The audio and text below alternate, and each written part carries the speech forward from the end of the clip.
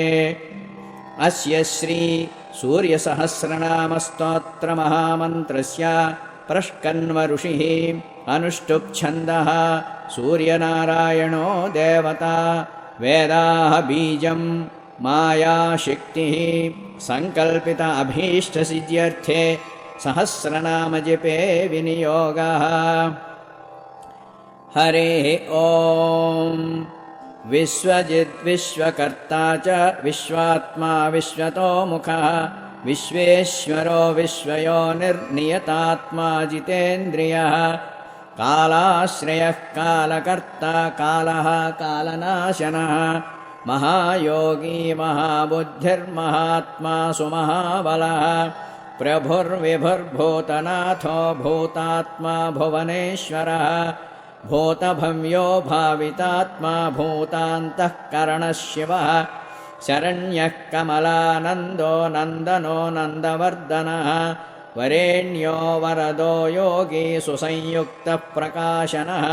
प्राक्प्राणश्च परप्राणः प्रीतात्मा प्रयतः प्रियः नयः सहस्रपदत्साधुः दिव्यकुण्डलमण्डितः अव्यङ्गधारी धीरात्मा प्रचेता वायुवाहनः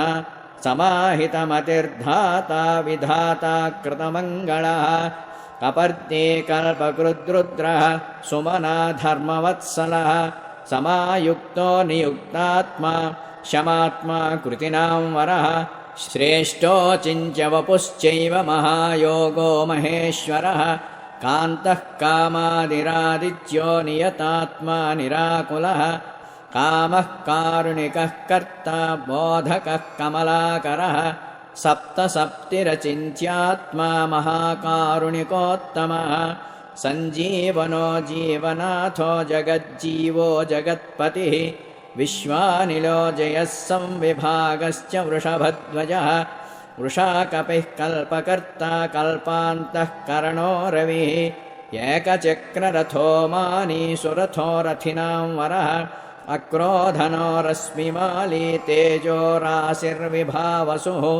दिव्यकृद्दिनकृद्देवो देवदेवो दिवस्पतिः दिननाथो हविर्होता दिव्यबाहुर्दिवाकरः यज्ञो यज्ञपतिः पूषा स्वर्णरेताः परावहः परापरज्ञः तरणिरंशुमाली मनोहरः प्राज्ञः प्रज्ञापतिः सूर्यः सविता विष्णुरंशुमान् महागतिर्गन्धबाहुर्विहितो विधिरासुगः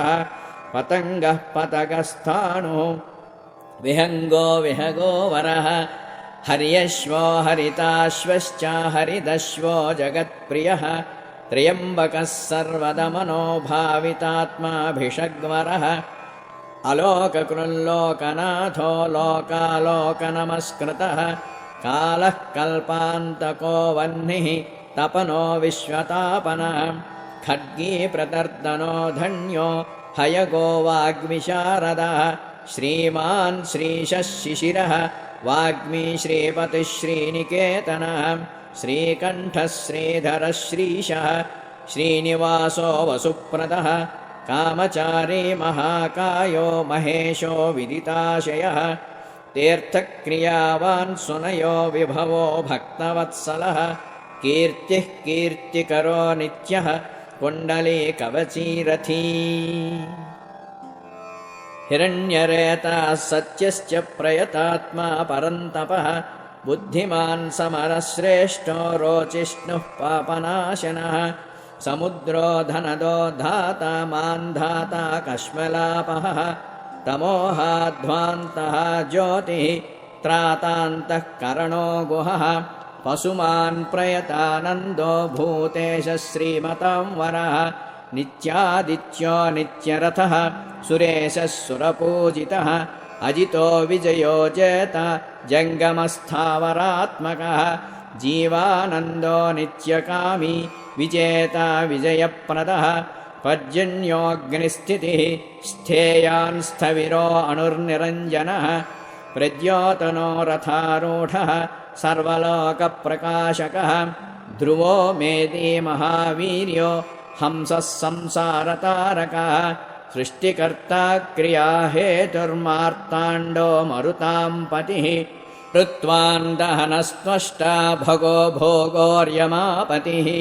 वरुणेशो जगत्स्वामी कृतकृत्यः सुलोचनः विवस्वान् भानुमान् कार्यकारणो वर्चसां निधिः असङ्गगामी तिग्मांसुर्धर्मांसुर्दीप्तधीदितिः सहस्रदीधितिर्ब्रध्नः सहस्रांशुः प्रभाकरः गभस्तिमान् दीधितिमान् ऋग्विधाता तुलज्युतिः भास्करः सुरकार्यज्ञः सर्वज्ञस्तीक्ष्णदीधितिः सुरज्येष्ठः सुरपतिर्बहुज्ञो वचसां पतिः तेजोनिधिर्बृहत्तेजा बृहत्कीर्तिर्बृहस्पतिः अहिमो अनूर्जितो धीमानामुक्तः कीर्तिवर्धनः महावैद्यो गणपतिः गणेशो गणनायकः तीव्रः प्रतापनस्तापी तापनो विश्वतापनः कार्तस्वरो वृषीकेशः पद्मीनन्दोऽभिनन्दितः पद्मनाभो मृतहारः तिथिमान् केतुमान्नभः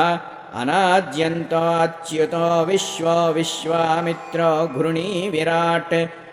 आमुक्तो मुक्तिजनकः कञ्चुकी विश्वभावनः अनिमित्तगतिश्रेष्ठः शरण्यः सर्वतोमुखः विगाहीरेणुरहसः समायुक्तो समाहितः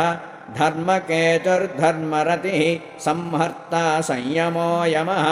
प्रणवार्तिहरो वादी ऋतुः कालानलज्युतिः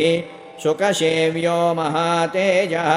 जगतामादिकारणं महेन्द्रोऽभीष्टदस्तोत्रः स्तुतिहेतुर्विभाकरः सहस्रकर आयुष्मान्नरोषः सुखदः सुखी व्याधिः दुःखः सौख्यः कल्याणः कविनां वरः अरोगकारणो बुद्धिः सिद्धिर्वृद्धिरहस्पतिः हिरण्यरेता आरोग्यो विश्वबन्धुर्बुधो महान् धीमांश्च प्राणवान् धर्मो धर्मकर्ता रुचिप्रदः सर्वप्रियः सर्वसहः सर्वशत्रुनिवारणः प्रांशुर्विद्योतनो द्योतः सहस्रकिरणकृती केयूरभूषणोद्भासी भासितो भासनो नलः शरण्यार्तिहरो दाता खद्योतः खगसत्तमः कर्मसाक्षी तमो रातिः सर्वद्युतिहरो मलः कल्याणी कल्याणकरः कल्पः कल्पकरः कविः कल्याणसृक्कल्पवपुः सर्वकल्याणभाजनः शान्तिप्रियः प्रसन्नात्मा प्रशान्तः प्रशमक्रियः उदारकर्मा सुनयः सुवर्चा वर्चसोज्ज्वलः वर्चस्वी वर्चसामीशः त्रैलोक्येशो वशानुगः ओजस्वी सुयसा वर्णी वर्णाध्यक्षो बलिप्रियः यशस्वी वेदनिलयः तेजस्वी प्रकृतिस्थितः आकाशगः शीघ्रगतिः आशुगः श्रुतिमान् खगः गोपतिर्ग्रहदेवेशो गोमानेकः प्रभञ्जनः जाता च प्रजनो दीपो जीवः सर्वप्रकाशकृत् कर्मसाक्षी योगनित्यो नभस्वानसुरान्तकः रक्षोघ्नो विघ्नशमनः किरीटी सुमनप्रियः मरीचिमाननुमतो गतक्षोभो विशेषगः शिष्टाचारः सदाचारः स्वाचारश्चारतत्परः मन्दरो माठरो रेणुः क्षोभणः पक्षिणां गुरुः कृतक्षोभ्यो विशिष्टात्मा विधेयो ज्ञानशोभनः श्वेतकान्तो महाश्वेतः सामगो मोक्षदायकः सर्ववेदगतात्मा च सर्ववेदालयालयः वेदमूर्तिश्चतुर्वेदो वेदाब्धिर्वेदपारगः क्रियावानतिरोचिष्णुः वरीयांश्च वरप्रदः व्रतधारी व्रतधरो लोकबन्धुरलङ्कृतः अलङ्कारोऽक्षरो दिव्य विद्यावान्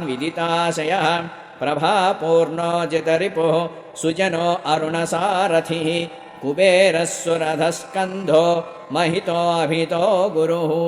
ग्रहराजो ग्रहपतिर्ग्रहनक्षत्रमण्डनः भास्करः सततानन्दो नन्दनो वरवाहनः चतुर्मुखः पद्ममाली पूतात्मा प्रणतार्तिः अकिञ्चनः सत्यसन्धो निर्गुणो गुणवान् गुणी सम्पूर्णपुण्डरीकाक्षो विधेयो योगतत्परः सहस्रांशुः क्रतुपतिः सर्वस्वसुमतिः सुवाक् सुवाहनो माल्यदाम घृताहारो हरिप्रियः प्रथितो ब्राह्मणो ब्रह्म प्रतीतात्मा सुरालयः शतबिन्दुः शतमखो गरीयाननलप्रदः धीरो महत्तरो धन्य पुरुषः पुरुषोत्तमः सुसंस्थितो दिव्यरथो मोक्षाधारनिकेतनः वैद्यो राजाधिराजश्च विद्याराजो विवादकृत् अनिर्देश्यवपुश्रीदो वीरेन्द्रो बहुमङ्गलः निर्द्वन्द्वो द्वन्द्वः सर्गः सर्वः सर्वप्रकाशकः चतुर्वेदधरो नित्यो विनिद्रो विविधाशनः चक्रवर्ती धृतिकरो महाराजो महेश्वरः विचित्ररथ एकाकी सप्तसप्तिः परात्परः सर्वोदधिस्थितिकरः स्थितिस्थेयस्थितिप्रियः निष्कलः पुष्कलनभः वसुतो वासवप्रियः वसुमान् वासवः स्वामी वसुराजो वसुप्रियः बलवान् ज्ञानवान् स्वाहा स्वधा वेदाधिकारकः सङ्कल्पयो निर्जनकृत् भगवान् कारणवः नीलकण्ठो धनाध्यक्षो धनी धर्मी प्रियं वदः वषट्कारो हुतो होता स्वाहाकारो हुताहुतिः जनार्दनो जनानन्दी नरो नारायणो बुधः स्वर्णाङ्गक्षपणो वायुः आयुः सुरनमस्कृतः विग्रहो विमलो बिन्दुर्विशोको विमलद्युतिः ज्योतितो द्योतनो विद्वान् विवस्वान् वरदो बली धर्मयो निर्महामोहो विष्णुभ्राता सनातनः सावित्री भावितो राज्ञा विस्तृतो विघ्नुणो विराट् सप्तार्चिः सत्यतुरगः सत्यलोकनमस्कृतः सम्पन्नो गुणसम्पन्नः सुमनः शोभनप्रियः सर्वात्मा सर्वकृत्सृष्टिः सप्तिमान् सप्तमी प्रियः सुमेधा माधवो मन्दो मेधावी मधुसूदनः अङ्गिराः गीतकालज्ञो धूमकेतुः सुकेतनः सुखी सुखप्रदः सौख्यः कामी कान्तिप्रियो मुनिः तपनः सर्वगश्चैव आतपी तपसां पतिः उग्रश्रवः सहस्राक्षः प्रियकारी प्रियङ्करः प्रीतो विमन्युरम्भोदो जीवनो जगतां पतिः जगत्पिता प्रीतमनाः सर्वः सर्वैगुहो बलः जगदो जगदानन्दी जगत्राता सुरारिः श्रेयान् श्रेयस्करो ज्यायाम् उत्तमोत्तम उत्तमः महामेरुर्महाशैलो धारणो धरणीधरः धराधरो धर्मराजो धर्मप्रवर्तकः रथाध्यक्षो रथपतिः स्वरमाणो अमितानलः उत्तरः पूर्वदिक्स्वामी तारापतिरसाम्पतिः पुण्यसङ्कीर्तनः पुण्यहेतुर्लोकरथाश्रयः स्वर्भानुर्विहगारिष्ठो विशिष्टोत्कृष्टकर्मकृत् व्याधिप्रणाशनः केतुः सोरः सर्वजितांवरः वियन्नाथो रथाधीशः शनैश्चरपितासितः वैवस्वतगुरुर्मृत्युः नित्यधर्मो महाबलः प्रलम्बहारी सञ्चारी द्योतनो ज्योतितो नलः सन्तानकृन्महामन्त्रो मन्त्रमूर्तिर्महालयः श्रेष्ठात्मा मरुतः सूनुः ममतामीश्वरः शुचिः संसारगतिविच्छेत्ता संसारार्णवतारकः सप्तजिह्वः सहस्रार्चिः रत्नगर्भोऽपराजितः धर्मकेतुरमोघात्मा धर्माधर्मप्रकाशकः लोकसाक्षी लोकगुरुः लोकेशश्चन्दवाहनः धर्मयोपः सूक्ष्मवायुः धनुः पानिर्धनुर्धरः पिनाकधृन्महोत्साहो नैकमायो महाशनः शक्तिः शक्तिमतां श्रेष्ठः सर्वशस्त्रभृतां वरः ज्ञानगम्यो दुराराध्यो लोहिताङ्गो हरिमर्दनः असन्तो धर्मदो दानी धर्मकृच्चिक्रिविक्रमः दैवतस्त्र्यक्षरो भेद्यो नीलाङ्गो नीललोहितः व्यासो व्यसनः वादी व्योमचारी व्ययापहः शारङ्गधन्वी स्थिरो भीमः सर्वप्रहरणायुधः परमेष्ठी परञ्ज्योतिः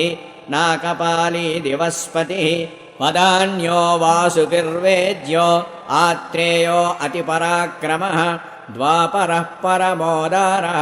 परमब्रह्मचर्यवान् उद्दीप्तवेषो मकुटी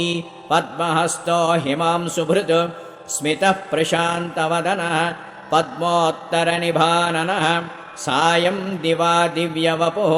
अनिर्देश्यो महारथः महानिशः सत्वरजः तमस्येषो महाप्रभुः अनन्यप्रतिमस्पष्टो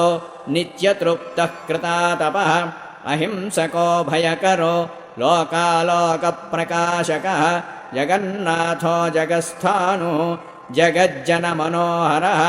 भास्वद्विभावसुर्वेदविहारी वरदायकः ग्रहनाथो ग्रहपतिर्ग्रहेशस्तिमिरापहः संहिकेयरिपुः सिंहः स्वामी सिंहवाहनः त्रयीतनुर्जगच्चक्षुर्द्वितीयो अरिमर्दनः चतुर्वर्णार्तिः शुद्धमतिः शुद्धः सुधालयः द्विभुजो द्वयवादी च योगी योगीश्वरोरुणः योगिगम्यो योगिश्रेष्ठो योगवान् योगिनीपतिः दिक्पतिर्दिवसः स्वामी दिलीपो व्योमदीपकः कविरत्नः कलायुक्तः कलिकल्मषनाशनः कलावान् कलिदोषघ्नः कलिदेवः कलानिधिः कालज्ञानधरः पूर्वः पूर्वदिक्पुत्र उत्तमः पूर्वदिक्तिलकः पुण्यः परमात्मा परन्तपः परात्परः परन्धाम परञ्ज्योतिर्नरान्तकः उदितः पर्वतारूढः पवित्रः पापनाशनः उदयाचलमारूढः प्राचीशृङ्गारभाजनः खरांसुरर्यमा व्योमरत्नो धर्मतनुज्युतिः अहर्मणिरनन्तात्मा कृतान्तजनकोऽध्वगः यमुनाजनको जीवो जयलक्ष्मीविभूषितः चित्राङ्गदश्चित्रभानुः चराचरविकासकृत् द्वादशात्मा ध्वान्तशत्रुः गगनध्वज आत्मभूः विश्वाधारो विश्वनाथो विश्वध्वान्तप्रणाशकृत् पद्महस्तः पद्ममित्रः पद्मरागसमज्युतिः पद्मिनीबोधनः पूतः परमः पद्मबान्धवः नमस्कारप्रियो हेळि विश्वरूपो विनोदकृत् भरणीसम्भवो भीमो भूर्भुवस्वः प्रकाशकः वेदगीतो वेदमुखो ऋग्यजुस्सामपूजितः इनो युगादिकरणः स्थितिसंहारकारकः वैकल्यनाशो वेदाङ्गो वेदविद्याविशारदः सुवर्णरेताः सुभगो हव्यकव्यप्रदायकः ककारश्च वषट्कारः इषेत्वोर्ज्यत्वरूपधृतु जितवैश्वानरो जातवेदः जगदलङ्कृतिः अक्षरः कृतविश्वोर्को मिहिरो मण्डलाधिपः दुर्विज्ञेयो गतिस्त्वष्टा सुहृदाश्रितमन्दिरः कलिङ्गदेशः सम्भूतः कान्तः कश्यपगोत्रजः ईश्वराद्यधिदेवश्च तीव्रः पद्मासनस्थितः अनादिरूपो अदितिजो रत्नकान्तिः प्रभामयः जगत्प्रदीपो विस्तीर्णो महाविस्तीर्णमण्डलः एकचक्ररथः स्वर्णः रथः सर्वशरीरधृतु निरालम्बो गगनगो धर्मकर्मप्रभावकृत्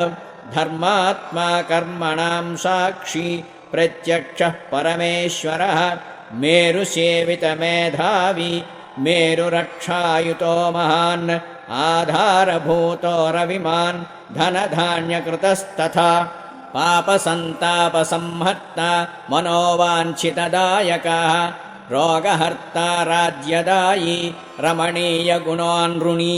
कालत्रयानन्तरूपो मुनिवृन्दनमस्कृतः सन्ध्यारागकृतः सिद्धः सन्ध्यावन्दनवन्दितः साम्राज्यदाननिरतः समाराधनतोषवान् भक्तदुःखक्षयकरो भवसागरतारकः भयापहर्ता भगवान् अप्रमेयपराक्रमः मनुस्वामी मन्युपतिः मान्यो मन्वन्तराधिपः अहोरात्रचरो अनादि अघमर्षण ईशिता गायत्री जपसुप्रीतो भर्गो भूदेववन्दितः सहस्रकिरणस्वामी सहस्राक्षः सहस्रपात् कामदो मोक्षदः साधुः साधुल्लोकसुखावहः